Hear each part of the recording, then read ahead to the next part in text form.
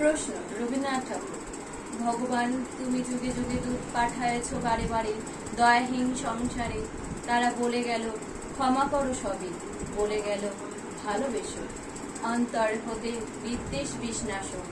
বরণীয় তারা স্মরণীয় তারা, তবুও বাহিরে দ্বারে আজ দুর্দিন ফিরানো তাদের ব্যর্থ নমস্কারে। আমি যে দেখিয়াছি গোপন হিংসা কপট রাত্রি ছায়ে হেনেছে নিঃসহায়। আমি যে দেখিয়াছি প্রতিকারহীন শক্তের অপরাধী বিচারের বাণী নীরবে নিভৃতে কাঁদে। আমি যে দেখুন তরুণ বালক উন্মাদে ছুটে যায়, কি যন্ত্রণায় মরেছে পাথরে নিষ্ফল মাথা ফুটে।